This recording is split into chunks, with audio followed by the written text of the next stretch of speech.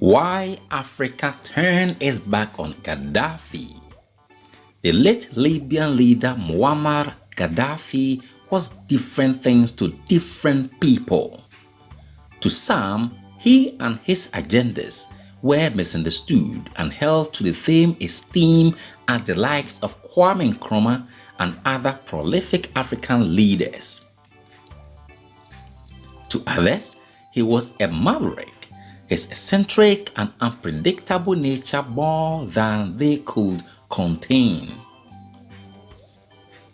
The leader thrived on reinventing himself and his philosophies, and although many of his processes were controversial, his impact on Libya was palpable. 10 years after his assassination at the hands of the Western organization NATO, one question rings loud, and the question is, why did Africa turn its back on the passionate leader Muammar al-Gaddafi?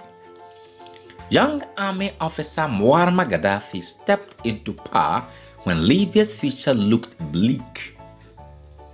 The West was bleeding the country dry, and Gaddafi did not shy away from expressing his anti-imperialist stance.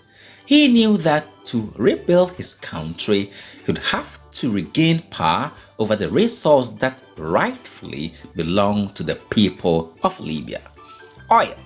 Libya's oil extraction was controlled mainly by foreign petroleum companies, leaving the country with a meager percentage of the revenues. Gaddafi then sought to acquire a majority stake in the income of all oil produced in the country.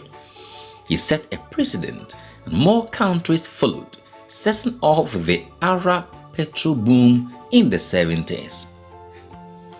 Gaddafi took Libya from being one of the poorest countries in Africa to one of the richest by tackling the crippling economic legacy of foreign domination by colonialists.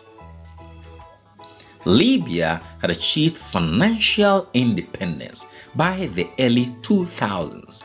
Citizens enjoy free education, healthcare, fundamental housing rights, and local democracy. His impact on the continent reached far and wide. He was closely involved in creating the African Union and pushed for a united Africa.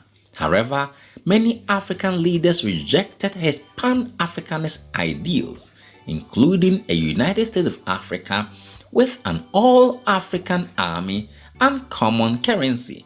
While Gaddafi may have been popular, some grew suspicious of him following some major movement he supported. While he was a nationalist and promoted democracy continentally, he often funded and supported militant groups and resistance movements many African leaders disagreed with. Moreover, his advocacy for overthrowing government set him on a collusion court with his peers. Tensions increased between Gaddafi and the countries where he routinely backed rebel groups in Sierra Leone and Liberia in the 90s and the Tuareg in Mali.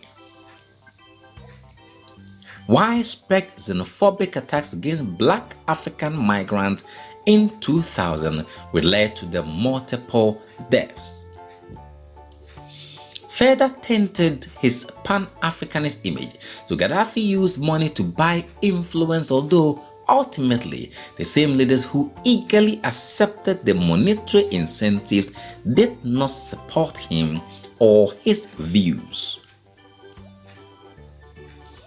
It does not take a lot to see that while Gaddafi did transform Libya, he was unhinged, dangerous, and many maintain he was racist.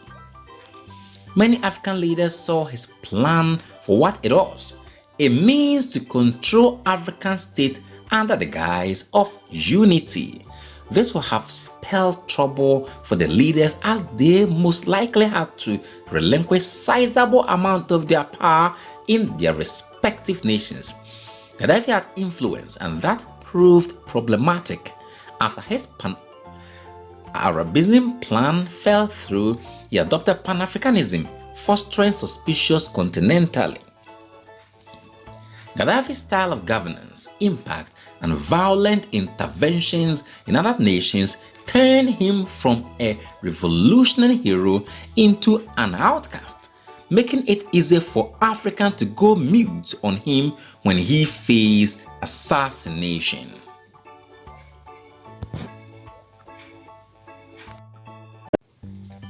Please subscribe, hit the bell and click all. Then like our videos and share.